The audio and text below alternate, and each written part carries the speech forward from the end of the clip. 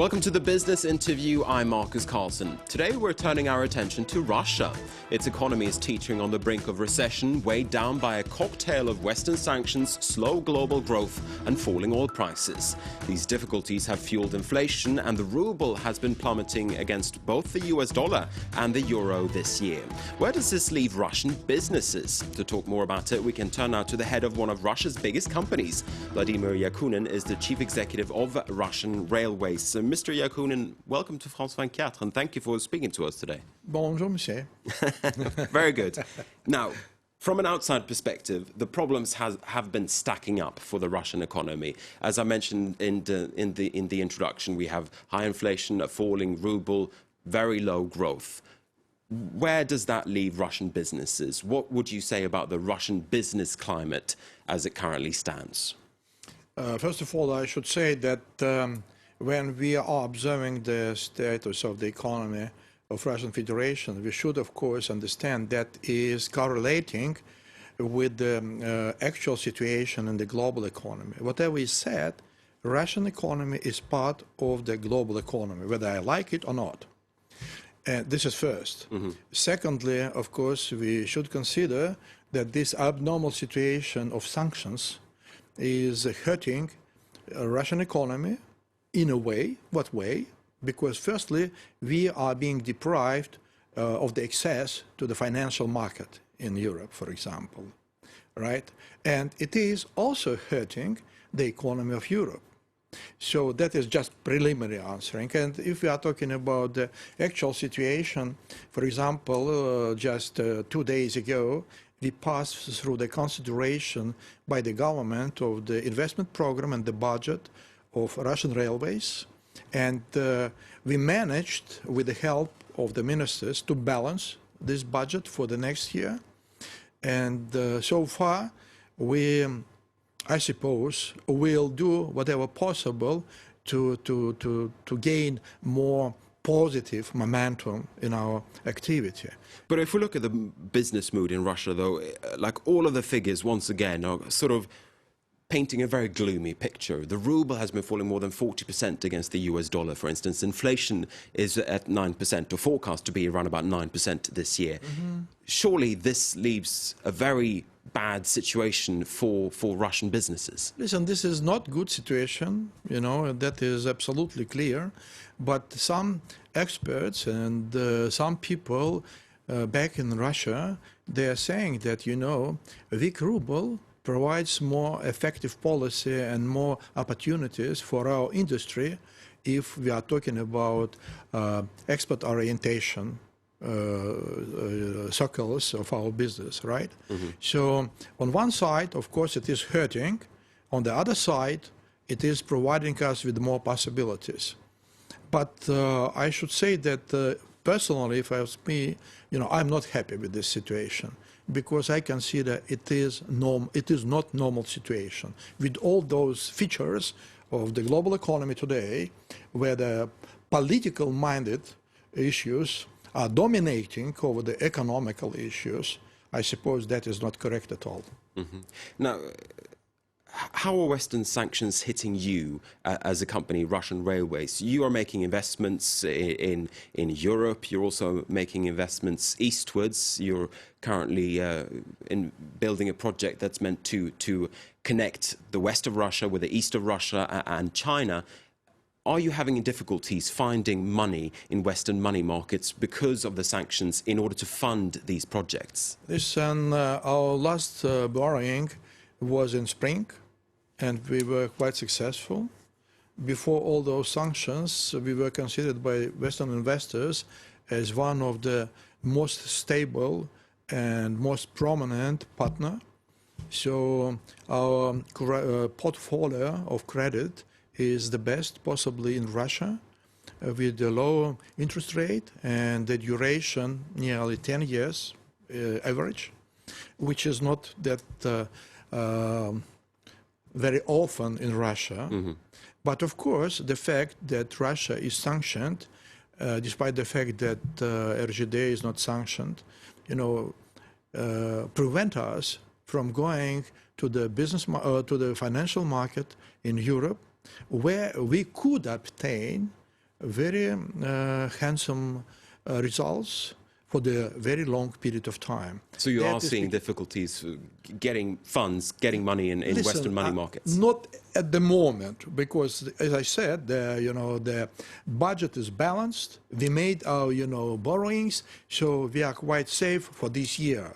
But if we're talking about the perspective of development, of course, nowadays it is not possible to start any new big project overseas, for example, without proper financing. Angela Merkel, the German Chancellor, she has basically made it perfectly clear that the sanctions are going nowhere now. You spoke before about your concern about being stuck between politicians on both the West and the East. Hearing what Angela Merkel is saying about the sanctions, are you then concerned? Of course we are concerned, because we are normal people. We would prefer, specifically, our businessmen who are not working in the state-owned company like myself, for example. Myself concerned for sure, right? But even they are concerned, because it is creating not normal business environment, if I may say so. And in business, it is very, very important that the business environment is supportive, is positive, and with all those sanctions, etc., of course, the environment was greatly hurt. Just one more note on the sanctions. You yourself are on the American sanctions list, the U.S. sanctions list. Is that impacting you and your behavior? In my behavior, yes, because I became more active to state that those sanctions, ungrounded sanctions. For example, just imagine, all right, I did something very wrong. I did something very bad. Well, I hit the security of the United States of America, for example, or Australia, then it could be accepted. But to sanction a person just for the fact that he is servicing his own people, his own country, and I guess doing it not bad, listen, that is absurd. Now, there's talk of Russia turning to China for more business and also for more investments from abroad. You yourself, you've said that China, at the end of the day, cannot replace Western countries and Western markets. Where does that then leave the Russian economy? It is not absolutely correct quotation. The question I was asked, if now, Asian market could replace the European market, my answer was negative. Because at this moment, financial market in the West is not providing, the borrowers with the long-term borrowings. I am working in an infrastructure company. The period of return for infrastructure is running between, say, 15 to 30 years. This is infrastructure. So I need loans or credits or whatever for the long period of time. Do you then think that we're going to see a massive migration from US money markets onto Chinese money markets, as you say, in the longer term? Is that your message? In the longer term, I am positive the situation should change. And possibly that is the most challenging item for the American planners. Because United States of America, they are the power, not military power, I'm talking about financial power and economical power, due to the fact they have printing machine to produce one commodity they are best in the world. And this commodity is dollar.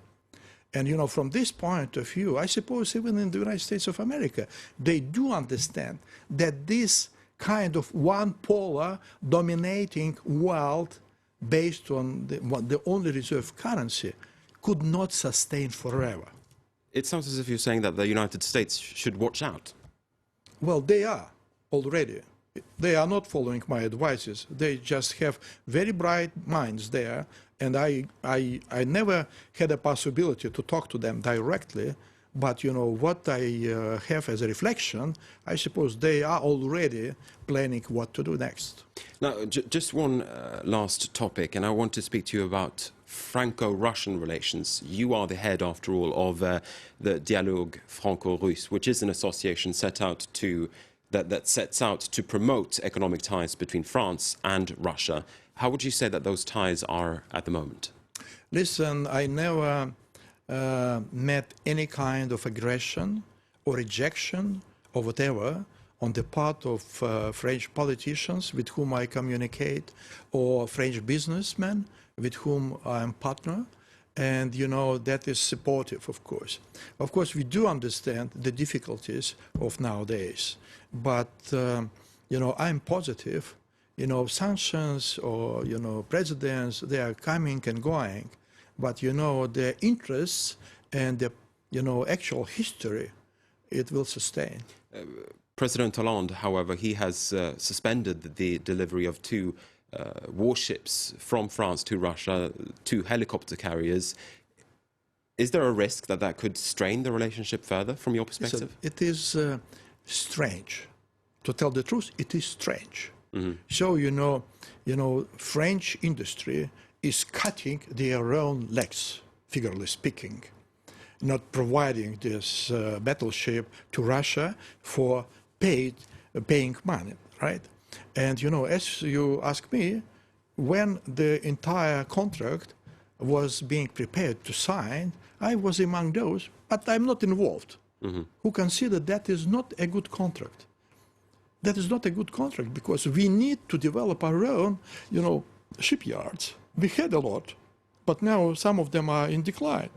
But there are people who are responsible, they possibly consider that the French technologies, the French battleship, they are better than we can produce ourselves. So the decision was made. But nowadays, it is, you know, bad for French industry, it is bad for Russian Ministry of Defense and Economy. So what can I say? Vladimir Yakunin, we have run out of time. I want to thank you for speaking to us here at France 24. It's been a very interesting conversation. Thank you once again, Vladimir Yakunin, the Chief Executive of Russian Railways. And with that, we're going to be wrapping up this edition of the Business Interview. Thanks for watching.